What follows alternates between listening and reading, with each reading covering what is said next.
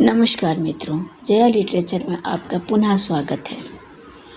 और आज प्रस्तुत है कहानी 1.5 इंच ऊपर। लेखक हैं निर्मल वर्मा। तो चलिए सुनिए कहानी 1.5 इंच ऊपर। अगर आप चाहें तो इस मेज पर आ सकते हैं, जगह काफ़ी है। आखिर एक आदमी को कितनी जगह चाहिए? नहीं, मुझे कोई तकलीफ़ नहीं होगी। बेशक अगर आप चाहें तो चुप रह सकते हैं। मैं खुद चुप रहना पसंद करता हूँ।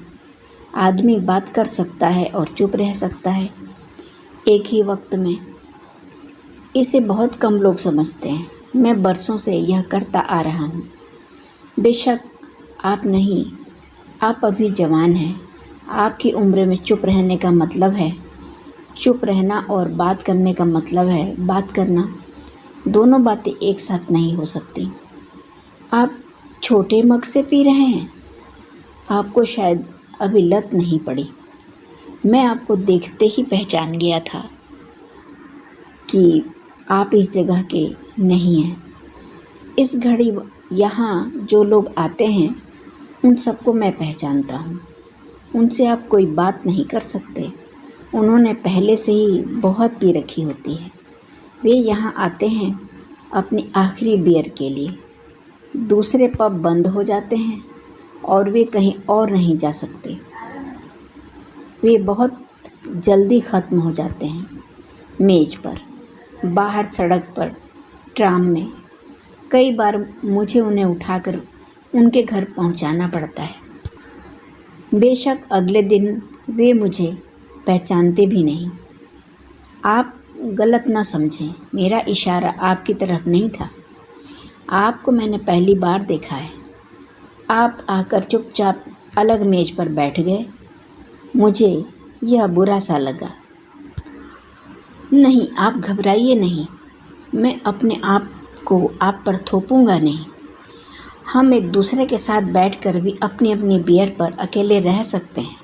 मेरी उम्र में यह ज़रा मुश्किल है, क्योंकि हर बूढ़ा आदमी थोड़ा बहुत डरा हुआ होता है। धीरे धीरे गरिमा के साथ बूढ़ा होना बहुत बड़ा ग्रेस है। हर आदमी के बस का नहीं, वह अपने आप नहीं आता। बूढ़ा होना एक कला है जिसे काफ़ी मेहनत से सीखना पड़ता है। क्या कहा आपने? मेरी उम्र? ज़रा अंदाज़ा तो लगाइए। अरे नहीं साहब, आप मुझे नाहक खुश करने की कोशिश कर रहे हैं। यूँ आपने मुझे खुश ज़रूर कर दिया है, और अगर अपनी इस खुशी को मनाने के लिए मैं एक बियर और लूँ तो आपको कोई एतराज़ तो नहीं होगा। और आप नहीं लेंगे? नहीं, मैं ज़िद नहीं करूँगा। हर आदमी को अपनी ज़िंदगी और अपनी शराब चुनने की आज़ादी होनी चाहिए। दोनों को सिर्फ एक बार चुना जा सकता है। बाद में हम सिर्फ उसे दोहराते रहते हैं। जो एक बार पी चुके हैं या एक बार जी चुके हैं। आप दूसरी ज़िंदगी को मानते हैं? मेरा मतलब है मौत के बाद भी। उम्मीद है आप मुझे यह घिसा पिटा जवाब नहीं देंगे कि आप किसी धर्म में विश्वास नहीं करते। मैं खुद कैथोलिक हूँ, लेकिन मुझे आप लोगों का यह विश्वास बेहद दिलचस्प लगता है कि मौत के बाद भी आदमी पूरी तरह से मर नहीं जाता। हम पहले एक ज़िंदगी पूरी करते हैं, फिर दूसरी, फिर तीसरी। अक्सर रात के समय मैं इस समस्या के बारे में सोचता हूँ। आप जानते हैं, मेरी उम्र में नींद आसानी से नहीं आती। नींद के लिए छटाक भर लापरवाही चाहिए, आधा छटाक थकान। अगर आपके पास दोनों चीज़ें नहीं हैं तो आप उसका मुआवजा 1.5 छटाक बियर पीकर कर सकते हैं। इसीलिए मैं हर रोज़ आधी रात के वक्त यहाँ चला आता हूँ। पिछले 15 वर्षों से लगातार। मैं थोड़ा बहुत सोता ज़रूर हूँ, लेकिन 3 बजे के आसपास मेरी नींद टूट जाती है। उसके बाद मैं घर में अकेला नहीं रह सकता। रात के 3 बजे यह भयानक घड़ी है। मैं तो आपको अनुभव से कहता हूँ, 2 बजे लगता है अभी रात है, और 4 बजे सुबह होने लगती है। लेकिन 3 बजे आपको लगता है कि आप न इधर हैं न उधर। मुझे हमेशा लगता है कि मृत्यु आने की कोई घड़ी है तो यही घड़ी है। क्या कहा आपने? नहीं जनाब, मैं बिल्कुल अकेला नहीं रहता। आप जानते हैं, पेशन याफ्ता लोगों के अपने शौक़ होते हैं। मेरे पास एक बिल्ली है, बरसों से मेरे पास रह रही है। अब ज़रा देखिए, मैं यहाँ बियर पीते हुए आपसे लंबी चौड़ी बातें कर रहा हूँ, उधर वह मेरे इंतज़ार में दरवाजे पर बैठी होगी। आपके बारे में मुझे मालूम नहीं, लेकिन मुझे यह ख़याल काफ़ी तसल्ली देता है कि कोई मेरे इंतज़ार में बाहर सड़क पर आंखें लगाए बैठा है। मैं ऐसे लोगों की कल्पना नहीं कर सकता जिनका इंतज़ार कोई नहीं कर रहा हो, या जो खुद किसी का इंतज़ार नहीं कर रहे हों। जिस क्षण आप इंतज़ार करना छोड़ देते हैं, उस क्षण आप जीना भी छोड़ देते हैं। बिल्लियाँ काफ़ी देर तक और बहुत सब्र के साथ इंतज़ार कर सकती हैं। इस लिहाज से वे औरतों की तरह हैं, लेकिन सिर्फ इस लिहाज से नहीं, औरतों की ही तरह उनमें अपनी तरफ खींचने और आकर्षित करने की असाधारण ताकत रहती है। डर और मोह दोनों ही। हम अकेले में उन्हें देखकर बंधे लूटे से खड़े रहते हैं। यूँ डर आपको कुत्तों या दूसरे जानवरों से भी लगता होगा, लेकिन वह निचले दर्जे का डर है।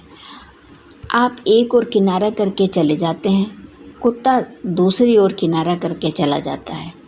उसे डर लगता रहता है कि कहीं आप इस पर बेईमानी न कर बैठें, और आप इसलिए सहमे से रहते हैं कि कहीं वह आंख बचाकर आप पर ना झपट पड़े। लेकिन उस डर में कोई रहस्य, कोई रोमांच, कोई संभावना नहीं है, जैसी अक्सर बिल्ली या सांप को देखने से उत्पन्न होती है। सच बात यह है कि यह मैं अनुभव से कह रहा हूँ कि बिल्ली को औरतों की तरह आप आखिर तक सही नहीं पहचान सकते, चाहे आप उसके साथ वर्षों से ही क्यों न रह रहे हों। इसलिए नहीं कि वे खुद जानबूझकर कोई चीज़ छिपाए रखती हैं, बल्कि खुद आप में ही इतना हौसला नहीं रहता कि आप आखिर तक उनके भीतर लगे दरवाज़ों को खोल सकें। आपको यह बात ज़रा अजीब नहीं लगती कि ज़्यादातर हमें वही चीज़ें अपनी तरफ खींचती हैं जिनमें थोड़ा सा आतंक छिपा रहता है। अगर आप बुरा न माने तो मैं एक बियर और लूँगा। कुछ देर में यह पब बंद हो जाएगी और फिर सारे शहर में सुबह तक एक बूंद भी दिखाई नहीं देगी। आप डरिए नहीं, मैं पीने की अपनी सीमा जानता हूँ। आदमी को ज़मीन से करीब 1.5 इंच ऊपर उठ जाना चाहिए, इससे ज़्यादा नहीं, वरना वह ऊपर उठता जाएगा और फिर इस उड़ान का अंत होगा पुलिस स्टेशन में या किसी नाली में, जो ज़्यादा दिलचस्प चीज़ नहीं। लेकिन कुछ लोग डर के मारे ज़मीन पर ही पांव जमाए रहते हैं।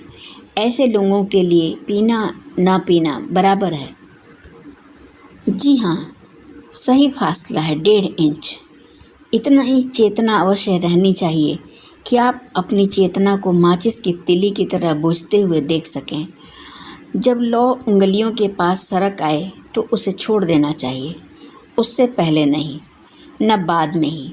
कब तक पकड़े रहेंगे, कब तक पकड़े रहना और कब छोड़ना चाहिए, पीने का रहस्य इस पहचान में छिपा है।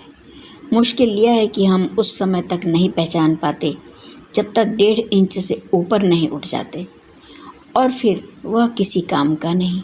शायद यह बात सुनकर आप हंसेंगे कि पहचान तभी आती है जब हम पहचान के परे चले जाते हैं। मुझे बुरा नहीं लगेगा अगर आप हंसकर मेरी बात को टाल दें। मैं खुद कभी कभी कोशिश करता हूँ कि इस आशा के साथ रहना सीख लूँ कि कई चीज़ों को न जानना ही अपने को सुरक्षित रखने का रास्ता है। आप रफ्ता रफ्ता इस आशा के साथ रहना सीख लेते हैं, जैसे आप अपनी पत्नी के साथ रहना सीख लेते हैं। एक ही घर में बरसों तक, हालांकि एक संशय बना रहता है कि वह भी आपका खेल खेल रही है। कभी कभी आप इस संशय से छुटकारा पाने के लिए दूसरी या तीसरी स्त्री से प्रेम करने लगते हैं। यह निराश होने की शुरुआत है, क्योंकि दूसरी स्त्री का अपना रहस्य है और तीसरी स्त्री का अपना। यह शतरंज के खेल की तरह है। आप एक चाल चलते हैं जिससे आपके विरोधी के सामने अंतहीन संभावनाएं खुल जाती हैं। एक खेल हारने के बाद आप दूसरे खेल में जीतने की आशा करने लगते हैं। आप यह भूल जाते हैं कि दूसरी बाजी की अपनी संभावनाएं हैं, पहली बाजी की तरह अंतहीन और रहस्यपूर्ण। देखिए, इसीलिए मैं कहता हूँ कि आप ज़िंदगी में चाहे कितनी औरतों के संपर्क में आएं, असल में आपका संपर्क सिर्फ एक औरत से ही होता है। क्या कहा आपने? जी नहीं, मैं आपको पहले ही कह चुका हूँ कि घर में मैं अकेला रहता हूँ। अगर आप मेरी बिल्ली को छोड़ दें। जी हाँ, मैं विवाहित हूँ, मेरी पत्नी अब जीवित नहीं है, यह मेरा अनुमान है। आप कुछ हैरान से हो रहे हैं। अनुमान मैं इसलिए कह रहा हूँ क्योंकि मैंने उसे मरते हुए नहीं देखा। जब आपने किसी को आँखों से मरते नहीं देखा, अपने हाथों से दफनाया नहीं, तो आप सिर्फ अनुमान लगा सकते हैं कि वह जीवित नहीं। आपको शायद हंसी आएगी, लेकिन मुझे लगता है कि जब तक आप खुद अपने परिचित को मरते ना देख लें, एक धुंधली सी आशा बनी रहती है कि वह अभी जीवित है। आप दरवाज़ा खोलेंगे और वह रसोई से भागकर तौलिए से हाथ पोंछती हुई आपके सामने आ खड़ी होगी। बेशक यह भ्रम है, ऐसा होता नहीं। उसके बजाय अब बिल्ली आती है, जो दरवाजे के पीछे देहरी पर सिर टिकाए अपनी आँखों का रंग बदलती रहती है। मैंने लोगों में कहते सुना है कि समय बहुत कुछ सोख लेता है। क्या आप भी ऐसा सोचते हैं? मुझे मालूम नहीं, लेकिन मुझे कभी कभी लगता है कि वह सोखता उतना नहीं जितना बुहार देता है, अंधेरे कोनों में या कालीन के नीचे, ताकि बाहर से किसी को दिखाई न दे, लेकिन उसके पंजे हमेशा बाहर रहते हैं।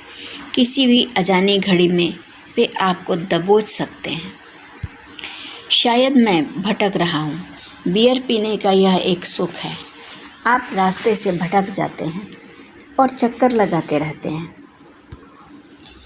एक ही दायरे के इर्द गिर्द, राउंड एंड राउंड। आप बच्चों का वह खेल जानते हैं जब वे एक दायरा बनाकर बैठ जाते हैं। सिर्फ एक बच्चा रुमाल लेकर चारों तरफ चक्कर काटता है। आपके देश में भी खेला जाता है। वाह, देखिए ना, हम चाहे कितने ही अलग क्यों ना हों, बच्चों के खेल हर जगह एक जैसे ही रहते हैं। उन दिनों हम सबकी कुछ वैसी ही हालत थी, क्योंकि हम में से कोई भी नहीं जानता था कि कब अचानक किसके पीछे वह अपना फंदा छोड़ जाएंगे।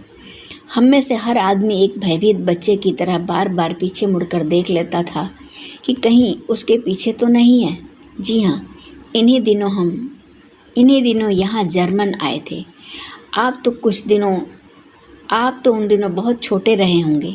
मेरी उम्र भी बहुत ज़्यादा नहीं थी, और हालांकि लड़ाई के कारण सुबह से शाम तक काम में जुटना पड़ता था, मैं एक जवान बैल की तरह डटा रहता था। एक उम्र होती है जब हर आदमी एक औसत सुख के दायरे में रहना सीख लेता है। उसके परे देखने की फुर्सत उसके पास नहीं होती, यानी उस क्षण तक महसूस नहीं होती जब तक खुद उसके दायरे में। आपने अक्सर देखा होगा कि जिसे हम सुख कहते हैं वह एक ख़ास लम्हे की चीज़ है। यूँ अपने में बहुत ठोस है, लेकिन उस लम्हे के गुजर जाने के बाद वह बहुत फीका और कुछ हैंगओवर सा धुंधला लगता है। किंतु जिसे हम दुख या तकलीफ़ या यातना कहते हैं, उसका कोई ख़ास मौका नहीं होता। मेरा मतलब है वह हूबहू दुर्घटना के वक्त महसूस नहीं होती। ऐन दुर्घटना के वक्त हम बदहवास से हो जाते हैं। हम उससे पैदा होने वाली यातना के लिए कोई बना बनाया फ्रेम नहीं ढूंढ पाते जिसमें हम उसे सही फिट कर सकें। किसी दुर्घटना का होना एक बात है, उसका सही परिणाम अपनी पूरी ज़िंदगी में भोगना या भोग पाने के काबिल हो सकना बिल्कुल दूसरी बात। यह असंभव है, ऐसा होता नहीं।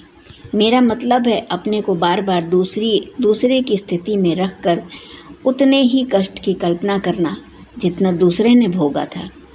वह कुछ कम होगा या कुछ ज़्यादा, लेकिन उतना नहीं और वैसा नहीं जितना दूसरे ने भोगा था। नहीं, आप गलत ना समझे। मैंने अपनी पत्नी को कष्ट भोगते नहीं देखा। मैं जब घर पहुंचा, वे उसे ले जा चुके थे। 7 बरस की विवाहित ज़िंदगी में यह पहला मौका था जब मैं खाली घर में घुसा था। बिल्ली? नहीं, उन दिनों वह मेरे पास नहीं थी। मैंने उसे काफ़ी वर्षों बाद पालना शुरू किया था। दूसरे घरों के पड़ोसी ज़रूर अपनी अपनी खिड़कियों से झांकते हुए मुझे देख रहे थे। यह स्वाभाविक भी था। मैं खुद ऐसे लोगों को खिड़की से झांक कर देखा करता था जिनके रिश्तेदारों को गेस्टापी पुलिस पकड़कर बंद गाड़ी में ले जाती थी। लेकिन मैंने यह कभी कल्पना भी न की थी कि एक दिन मैं घर लौटूंगा और मेरी पत्नी का कमरा खाली पड़ा होगा। देखिए, मैं आपसे एक बात पूछना चाहता हूँ। क्या यह अजीब बात नहीं है कि जब हम कभी मौत, यातना या दुर्घटना की बात सुनते हैं या सुबह अखबार में पढ़ते हैं तो हमें यह विचार कभी नहीं आता कि ये चीज़ें हम पर हो सकती हैं या हो सकती थीं? नहीं, हमें हमेशा लगता है कि ये दूसरों के लिए हैं।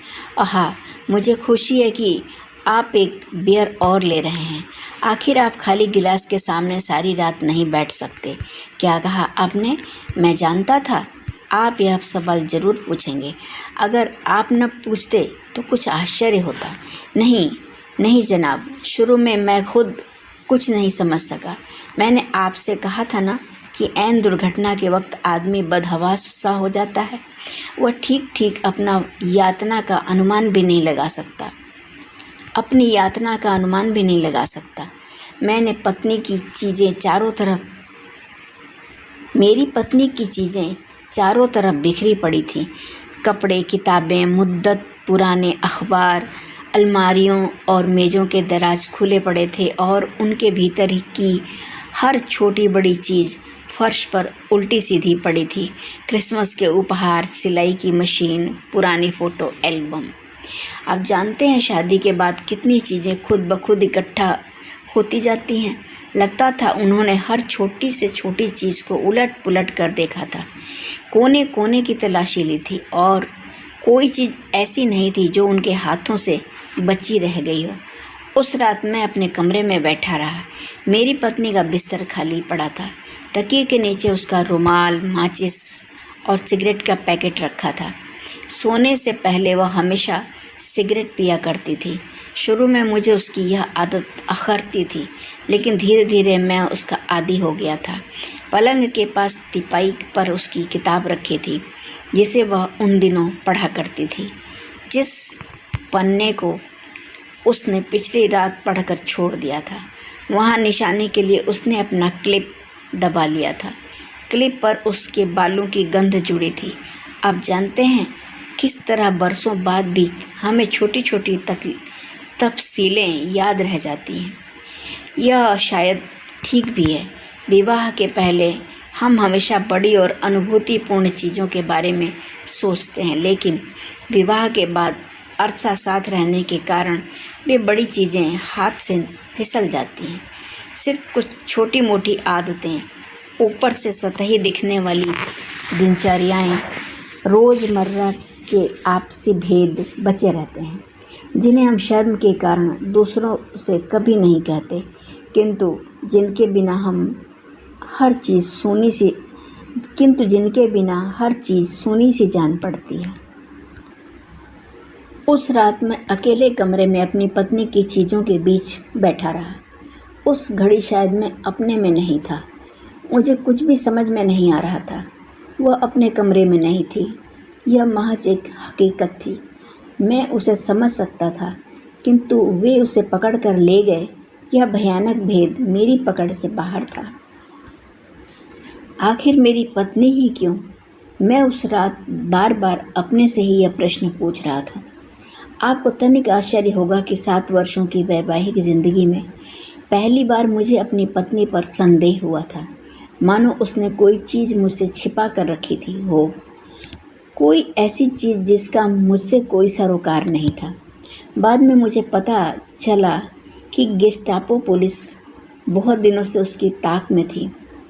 उसके पास कुछ गैर कानूनी पैम्फलेट और पर्चियाँ पाई गई थीं जो उन दिनों अज्ञात रूप से लोगों में बांटी जाती थी।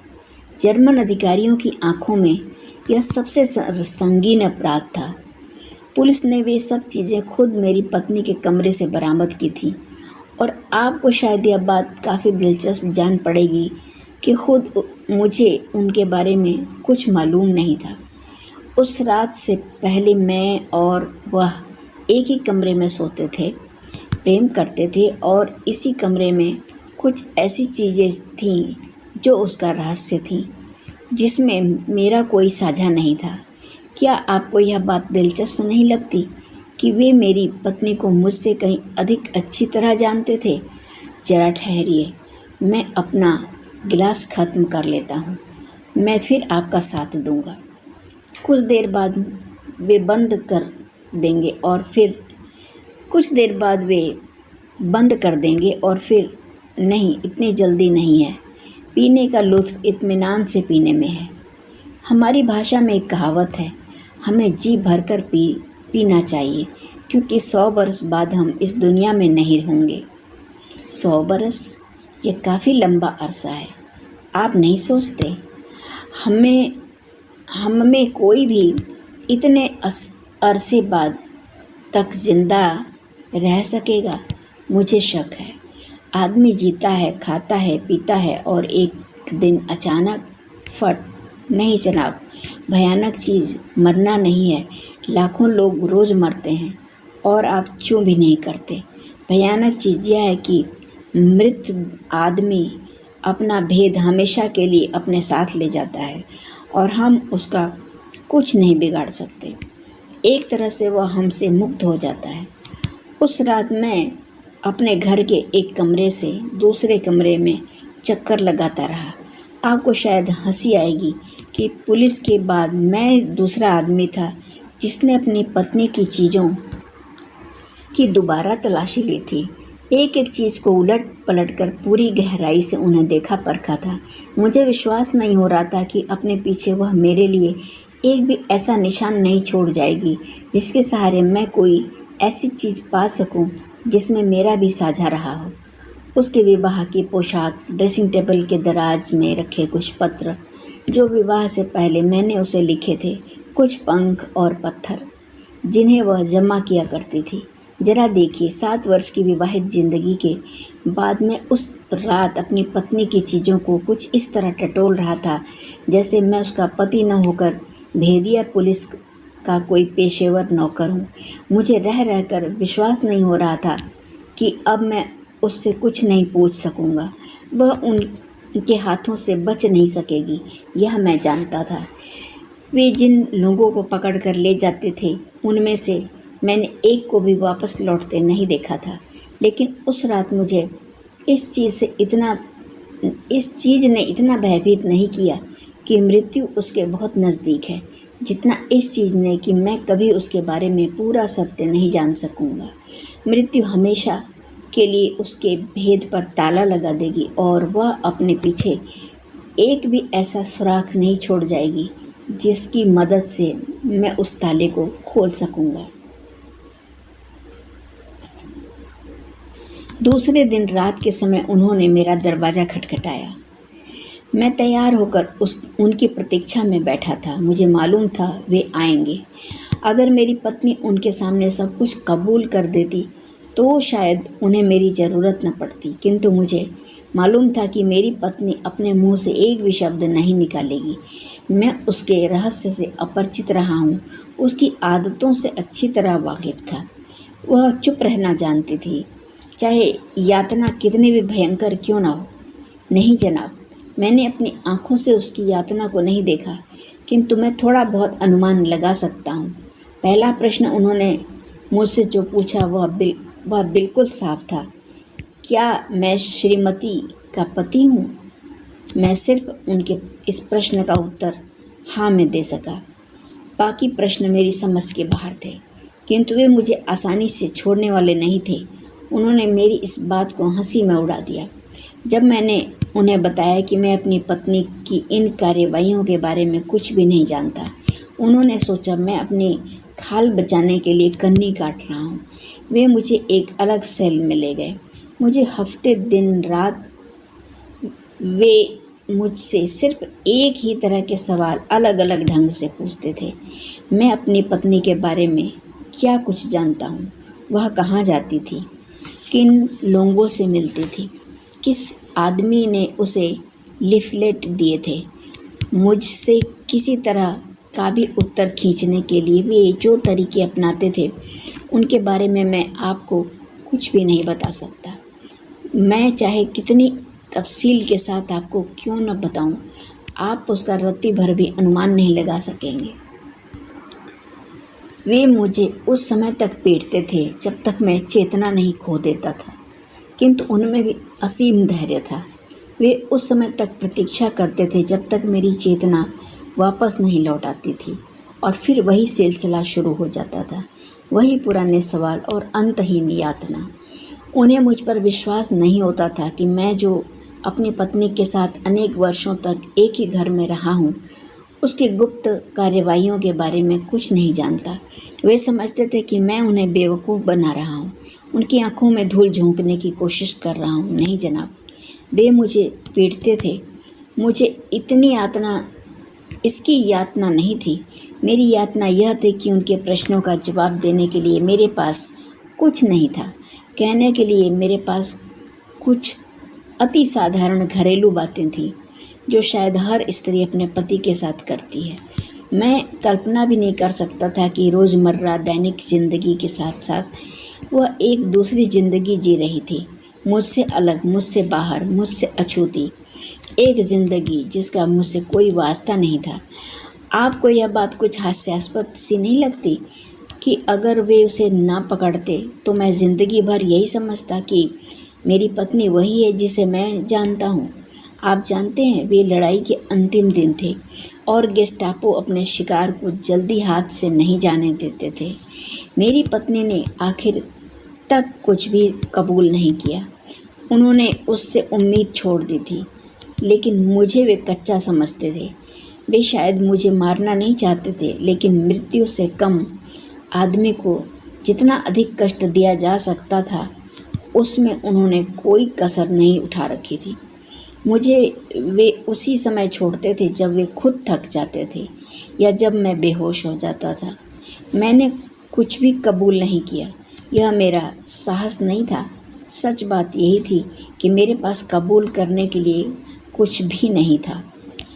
आप जानते हैं, पहली रात जब मैंने अपनी पत्नी को कमरे में नहीं पाया था तो मुझे काफ़ी खेद हुआ था। मुझे लगा था कि उसने मुझे अंधेरे में रखकर छलना की है। बार बार यह ख्याल मुझे कोंचता था कि स्वयं मेरी पत्नी ने मुझे अपना विश्वास पात्र बनाना उचित नहीं समझा। लेकिन बाद में गेस्टापो के सामने पीड़ा और कष्ट के असह्य क्षणों से गुजरते हुए मैं उसके प्रति कृतज्ञ सा हो जाता था कि उसने मुझसे कुछ नहीं कहा। उसने एक तरह से मुझे बचा लिया था। मैं आज भी इस बात का निर्णय नहीं कर सका हूँ कि अगर मुझे अपनी पत्नी का भेद मालूम होता तो क्या मैं चुप रहने का हौसला बटोर सकता था। जरा सोचिए, मेरी यंत्रणा कितनी अधिक बढ़ जाती अगर मेरे सामने कबूल करने का रास्ता खुला होता। आप मजबूरी में बड़ी से बड़ी यातना सह सकते हैं, लेकिन अगर आपको मालूम हो कि आप किसी भी क्षण उस यातना से छुटकारा पा सकते हैं, चाहे उसके लिए आपको अपनी पत्नी, अपने पिता, अपने भाई के साथ ही विश्वासघात क्यों न करना पड़े, तब आप यातना की एक सीमा के बाद वह रास्ता नहीं चुन लेंगे। इसके बारे में कुछ भी कहना असंभव है। चुनने की खुली छूट से बड़ी पीड़ा कोई दूसरी नहीं। मुझे कभी कभी लगता है कि निर्णय की इस यातना से मुझे बचाने के लिए ही मेरी पत्नी ने अपना रहस्य कभी मुझे नहीं बताया। देखिए, अक्सर कहा जाता है कि प्रेम में किसी तरह का दुराव छिपाव नहीं होता, वह आईने की तरह साफ होता है। मैं सोचता हूँ इससे बढ़कर भ्रांति कोई दूसरी नहीं। प्रेम करने का अर्थ अपने को खोलना ही नहीं है, बहुत कुछ अपने को छिपाना भी है ताकि दूसरे को हम अपने निजी खतरों से मुक्त रख सकें। हर स्त्री इस बात को समझती है और चूंकि वह पुरुष से कहीं अधिक प्रेम करने की क्षमता रखती है, उसमें अपने को छिपाने का भी साहस होता है। आप ऐसा नहीं सोचते? संभव है मैं गलत हूँ, लेकिन जब रात को मुझे नींद नहीं आती तो अक्सर मुझे यह सोचकर हल्की सी तसल्ली मिलती है कि छोड़िए, मैं समझा नहीं सकता। जब मैंने आपको अपनी मेज़ पर बुलाया था तो इस आशा में से नहीं कि आपको कुछ समझा सकूँगा। क्या कहा आपने? नहीं जनाब। उसके बाद मैंने अपनी पत्नी को दोबारा नहीं देखा। एक दोपहर जब मैं घर लौट रहा था, मेरी निगाहें उस पोस्टर पर जा पड़ी थीं।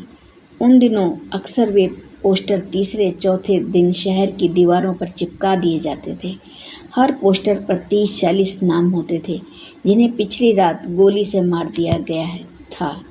जब मेरी निगाह अपनी पत्नी के नाम पर पड़ी तो मुझे कुछ क्षणों तक यह काफ़ी विचित्र सा लगता रहा कि उस छोटे से नाम के पीछे मेरी पत्नी का चेहरा हो सकता है।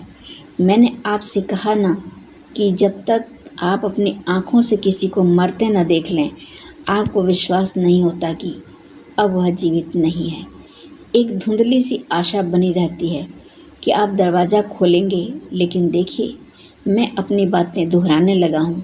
बियर पीने का यह सुख है कि आप एक ही दायरे के इर्द गिर्द चक्कर लगाते रहते हैं, round and round, round and round. आप जा रहे हैं? ज़रा ठहरिए, मैं सलामी के कुछ टुकड़े अपनी बिल्ली के लिए खरीद लेता हूँ। बेचारी इस समय तक भूखी प्यासी मेरे इंतज़ार में बैठी होगी। नहीं नहीं, आपको मेरे साथ आने की ज़रूरत नहीं है। मेरा घर ज़्यादा दूर नहीं है और मैं पीने की अपनी सीमा जानता हूँ। मैंने आपसे कहा था ना, सिर्फ 1.5 इंच ऊपर। धन्यवाद। अभी आप सुन रहे थे कहानी 1.5 इंच ऊपर, जो निर्मल वर्मा जी की सुप्रसिद्ध कहानी है। बहुत बहुत धन्यवाद।